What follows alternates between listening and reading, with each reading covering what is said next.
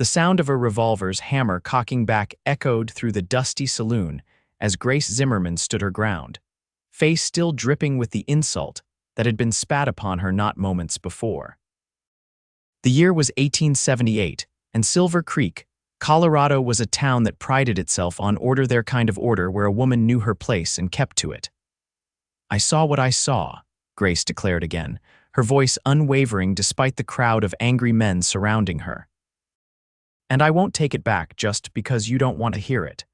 The saloon had fallen silent save for the occasional nervous clink of glass. Grace, with her auburn hair pulled back in a practical bun and her simple blue dress now stained with tobacco-laced spittle, didn't look like much of a threat. But her words, those were dangerous. "You're calling Judge Parker a liar and a thief," growled Silas Turner, the man who'd spat on her. His hand hovered near his holster. Nobody in Silver Creek's gonna believe a seamstress over the most respected man in the county. "I believe her." The deep voice came from the doorway, where a tall figure stood silhouetted against the late afternoon sun. As he stepped inside, the room seemed to shrink around him. His weathered hat cast shadows across a face tanned by years under the western sun, but his eyes were clear and steady as they locked with Grace's. "Name's Heath Morrison," he said, crossing the room with unhurried confidence. His spurs jingled with each step until he stood beside Grace. "And if you've got something against folks telling the truth, then you can spit on me too." Silas's face contorted with rage. "This ain't your business, cowboy." Heath's expression didn't change. "You made it my business when you thought spitting on a lady was acceptable behavior." He turned to Grace. "Madam, would you care to tell me what truth earned you such a welcome?" Before she could answer, the batwing doors of the saloon swung open again as Sheriff Tate entered, his badge catching the light. "What's all this commotion about?" he demanded, his hand resting casually on his gun belt. Grace lifted her chin. "I witnessed Judge Parker taking money from the Blackwater Mining Company last night, behind the livery. He promised to rule in their favor in the dispute with the homesteaders." Her voice grew stronger. "Those families will lose everything if that happens." Sheriff Tate's expression hardened. "That's a mighty serious accusation, Miss Zimmerman. Judge Parker's been serving this community for 15 years. Long enough to get comfortable with corruption," Heath said quietly. The sheriff's gaze snapped to him. "And who might you be, Heath Morrison, just passing through?" The way he stood suggested otherwise. "Well, Mr. Morrison, I suggest you pass through a little faster. Silver Creek doesn't need outsiders stirring up trouble." The sheriff turned back to Grace. "As for you, Miss Zimmerman, I'd be careful about spreading such tales. Judge Parker could have you up for slander." "It's not slander if it's the truth," Grace insisted. The sheriff stepped closer. "Truth needs evidence. You got any?" Grace hesitated. "I know what I saw." "Then I suggest you forget it unless you want more than just spit on your pretty dress." The threat in his voice was unmistakable. Heath's hand moved slightly, resting on the grip of his revolver. "That sounds remarkably like threatening a witness, Sheriff." A tense silence filled the room. Finally, the sheriff backed down with a forced laugh. "No threats here, just friendly advice." He tipped his hat mockingly. "Good day, Miss Zimmerman, Mr. Morrison." As the sheriff left, the crowd dispersed, muttering. Only when the saloon had emptied considerably did Grace release her breath. "Thank you," she said, turning to Heath, "but you shouldn't have gotten involved." "They'll make trouble for you now." Heath's weathered face softened slightly. "Trouble and I are old friends, Miss Zimmerman." He pulled out a clean handkerchief and offered it to her. "For your face." Grace accepted it gratefully, wiping away the spittle. "How did you know my name?" "Small towns talk. I've been in Silver Creek 3 days, and I've already heard about the stubborn seamstress who won't back down when she believes she's right." A hint of admiration colored his voice. "And now you've thrown your lot in with me."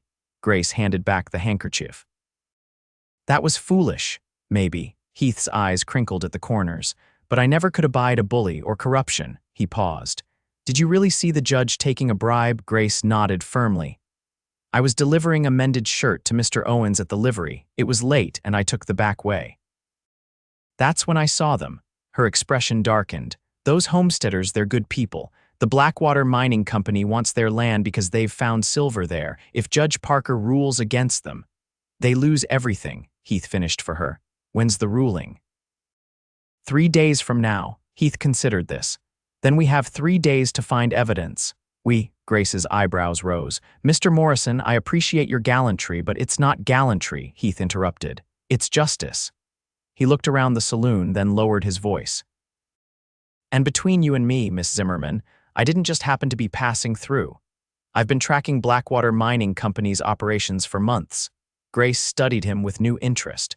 Who are you really, Mr. Morrison, a man who's seen too many good people pushed off their land? He offered his arm.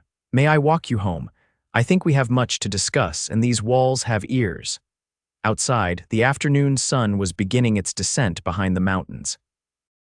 Silver Creek's Main Street bustled with the usual activity, shopkeepers closing up, cowboys heading to the saloons, ladies hurrying home before dusk. As they walked, Grace was acutely aware of the stares following them. You've made yourself a target, she murmured, as have you. Heath's stride remained unhurried. Tell me about these homesteaders.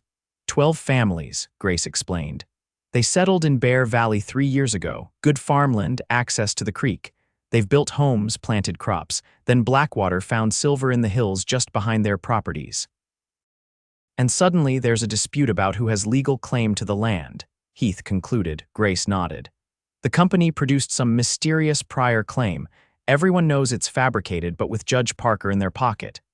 They reached Grace's small house at the edge of town. It was modest but neat, with a small garden and a sign announcing Grace's seamstress services hanging by the door. This is me, she said, hesitating at the gate. Mr. Morrison, I still don't understand why you'd risk yourself for this. Heath removed his hat, revealing thick dark hair with strands of silver at the temples. He looked to be in his mid-30s, with lines around his eyes that spoke of both laughter and hardship. My family lost everything to a mining company when I was 16, he said quietly. My father fought them in court and lost. He died believing the system had failed him. His jaw tightened. It hadn't failed him, it had been bought. Understanding dawned on Grace's face. So you hunt corrupt judges now? I work for the U.S. Marshal's Office, Special Investigations Division. He pulled back his vest to reveal a badge. But right now, I'm officially on leave, which means anything I do as a private citizen. You're here unofficially, Grace realized. Blackwater has friends in high places. Too many investigations have been shut down before they could start. Heath's expression was grim. But I've been building a case piece by piece. What you saw could be the evidence I need. Grace absorbed this information. Come in, she decided. I'll make coffee and you can tell me your plan. Inside, her home reflected her trade bolts of fabric were neatly stacked in corners. A sewing machine sat by the window to catch the daylight, and half-finished garments hung on a rack. Despite the modesty of the place, there was a warmth and care to it that spoke of pride. As Grace prepared coffee, Heath studied a photograph on her mantel. A younger Grace stood with an older couple, all smiling. My parents, Grace said, noticing his interest as she brought over 2 steaming cups. They died in a typhoid outbreak 2 years ago. I'm sorry. They taught me to stand up for what's right. She handed him a cup. That's why I can't stay silent about this, even if the whole town turns against me. Heath nodded. Courage like that is rare. So is a lawman willing to go against his own kind? Grace settled into a chair across from him. Now, about this evidence we need to find. They talked long into the evening, formulating a plan. Heath believed that Judge Parker would have records of his dealings with Blackwater, likely hidden in his office or home. Breaking into either location would be a crime, Grace pointed out. Sometimes justice requires walking a fine line, Heath replied. But first, let's try a more direct approach. The Blackwater representative who paid him off, would you recognize him? Grace nodded. Mr. Hargrove, thin man, expensive suit, always wears a red cravat. I'll pay Mr. Hargrove a visit tomorrow. Men like him often keep their own insurance records of bribes paid in case they need leverage later. As Heath prepared to leave, Grace stopped him at the door. Mr. Morrison, the risk you're taking. Thank you. For the first time that evening, Heath smiled fully, transforming his serious face. Heath, please, and thank you, Miss Zimmerman, for having the courage to speak up when others wouldn't. Grace, she corrected, returning his smile. Their eyes held for a moment longer than necessary, before Heath placed his hat back on his head and disappeared into the night. The next morning, Grace opened her shop to find several of her regular customers waiting not for fittings or repairs, but to cancel their orders. "Can't be associating with someone spreading lies about Judge Parker," Mrs. Hatcher sniffed, gathering her half-finished dress. By noon, Grace had lost 8 customers and received stares cold enough to freeze the summer air. When the bell above her door jingled again, she steeled herself for more rejection. Instead, Sarah Jenkins, wife of one of the homesteaders, entered with her 3 children in tow. "Miss Grace," she said, her voice low but determined, "I heard what happened at the saloon yesterday." "What you said about the judge," her eyes were hopeful. "Is it true? Did you really see him take money?" Grace glanced at the children, then nodded. "I did, Mrs. Jenkins." Sarah's shoulders slumped in a mixture of relief and despair. "We always suspected, but—" she straightened. "The others are afraid to come to town, but I wanted to thank you. Even if it doesn't change anything, knowing someone was willing to speak for us means something." "It will change things," Grace promised. "I'm not alone anymore. Someone's helping me." As if summoned by her words, Heath appeared at the door. He tipped his hat to Sarah. "Madam." Sarah looked between them, a glimmer of hope returning to her tired face. "God bless you both," she whispered before hurrying her children out. Heath watched them go, his expression softening. "Those are the faces I remember when this work gets dangerous." He turned to Grace. "Speaking of which, I found Hargrove." Grace closed the shop door and flipped the sign to closed. "And he was most informative after some persuasion." Heath's smile held no warmth. "He keeps ledgers, meticulous records of every bribe, every payoff, including 3 payments to Judge Parker, dated and noted." Grace's heart leaped. "Where are these ledgers?" "In his hotel room safe, which is why I need your help tonight." As Heath explained his plan, Grace felt a mix of fear and exhilaration. They would attend a town social that evening, an event guaranteed to draw everyone of importance, including Hargrove and the judge. While they were occupied, Heath would access Hargrove's room. "And my role?" Grace asked. "Keep Hargrove engaged. Make sure he stays at the social." "Can you do that?" Grace thought of the Jenkins family and the others who would lose everything. "Yes." That evening, Grace arrived at the town hall wearing her best dress, a deep green that complemented her auburn hair, which she'd left partially down in soft curls. She felt eyes on her immediately, some curious, others hostile. Judge Parker stood with the mayor and Sheriff Tate, all 3 watching her with barely concealed animosity. Across the room, Hargrove sipped champagne, looking bored. Taking a deep breath, Grace approached him.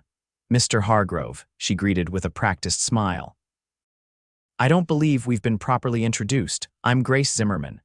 Hargrove's eyes widened in recognition, then narrowed with interest. "Miss Zimmerman, your reputation precedes you." "All good things, I hope," she replied lightly. "Quite the contrary."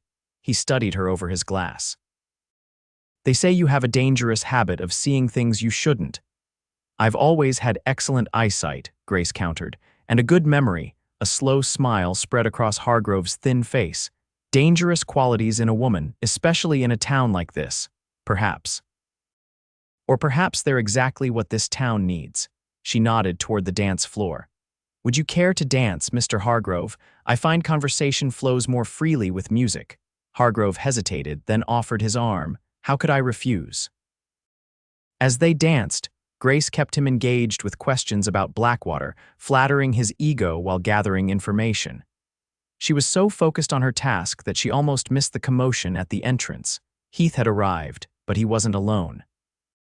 With him stood a tall, distinguished man in an immaculate suit, a federal marshal's badge prominent on his chest. "What is this?" Hargrove muttered, his grip on Grace's hand tightening painfully. The music stopped as Marshal Evans, for that was who Heath had introduced, strode to the center of the room. "Judge Emmett Parker," he announced, his voice carrying to every corner. "I have a warrant for your arrest on charges of accepting bribes and perverting the course of justice." The room erupted in chaos. Judge Parker lunged for the door, only to find it blocked by 2 deputies. Sheriff Tate reached for his gun but froze when Heath's revolver pressed against his temple. "I wouldn't," Heath advised quietly. Hargrove's face had drained of color. He released Grace and backed away, looking for an escape route. "This is outrageous. You have no proof." "On the contrary," Marshal Evans countered, producing a leather-bound ledger. "We have very detailed proof. Your own records, Mr. Hargrove, recovered from your hotel safe along with a significant amount of cash intended for further bribes." Grace's eyes found Heath's across the room. This wasn't the plan they'd discussed. He gave her the barest nod, a silent apology for the change in strategy. As Hargrove and Judge Parker were taken into custody, the townspeople buzzed with shock and questions. Grace found herself surrounded by people who had shunned her that morning, now eager to hear her account. It was nearly midnight when she finally managed to slip away from the town hall. The night air was cool against her flushed face as she walked slowly homeward, processing the evening's events. Footsteps approached from behind. She knew without turning that it was Heath. "You changed the plan," she said as he fell into step beside her. "I'm sorry. When I went to Hargrove's room, I found something I didn't expect, a telegram warning him to destroy the ledgers. Someone had tipped him off." "The sheriff," Heath nodded. "I had to move quickly. I contacted Marshal Evans, who was in Denver. He was already investigating Blackwater for operations in Montana." They reached Grace's gate and stopped. The moonlight silvered Heath's features, softening the hard lines of his face. "What happens now?" Grace asked. "Judge Parker and Hargrove will stand trial.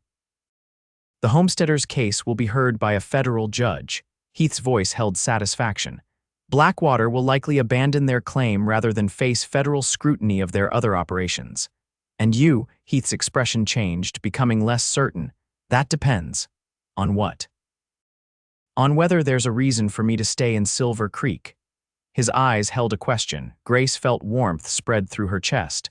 "I think there might be. The town will need rebuilding after this scandal. Good people to help set things right." Heath stepped closer. "Is that the only reason?" Grace smiled softly. "No." When he kissed her, it felt like coming home to a place she hadn't known she was missing. His arms encircled her waist, strong and steady, as her hands found their way to his shoulders. They broke apart at the sound of approaching riders, Marshal Evans and his deputies escorting the prisoners to the jailhouse. "I should go help with the arrangements," Heath said reluctantly. "Will I see you tomorrow? Count on it." He touched her cheek gently. "Get some rest, Grace. You've earned it." The next morning brought a flurry of activity to Silver Creek. News of the arrests spread quickly through the county. By noon, the homesteaders had arrived in town, gathering at the courthouse where Marshal Evans had set up temporary headquarters. Grace found herself welcomed into their midst, receiving tearful thanks from families whose futures had been saved by her courage. Heath worked alongside the marshal, his official status now recognized openly, as they gathered additional evidence against Blackwater's operations. When the crowd thinned, Heath found Grace sitting on a bench outside the courthouse, watching children play in the street, children who would still have homes because of what they'd done. "How does it feel?" he asked, sitting beside her. "Overwhelming," she admitted. "Yesterday I was the town pariah. Today they're calling me a hero." "You are a hero." Heath's voice held admiration. "Not many would have stood their ground like you did." Grace shook her head.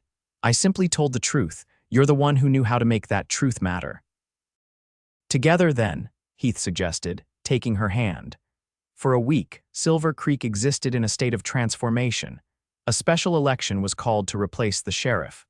The town council was reconstituted, with several members resigning in disgrace when their connections to Blackwater came to light. Through it all, Heath remained, working with Marshal Evans while finding every possible moment to be with Grace. They took to having dinner together each evening, sometimes at the hotel restaurant, sometimes at her small home. With each passing day, Grace found herself falling deeper for this serious, principled man with hidden depths of gentleness and humor.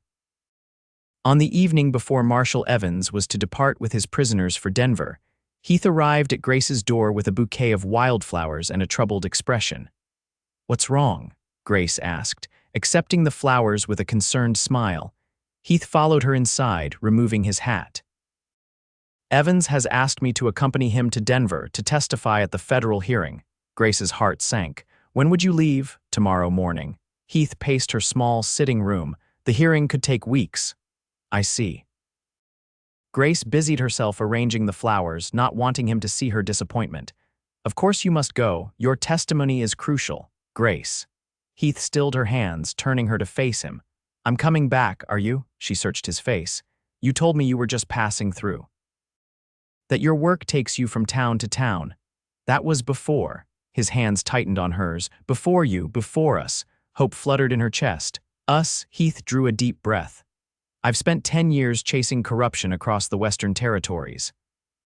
Never staying anywhere long enough to put down roots, I told myself it was necessary, that the work mattered more than having a life of my own. The work does matter, Grace said softly. Yes, but so does this. He gestured between them.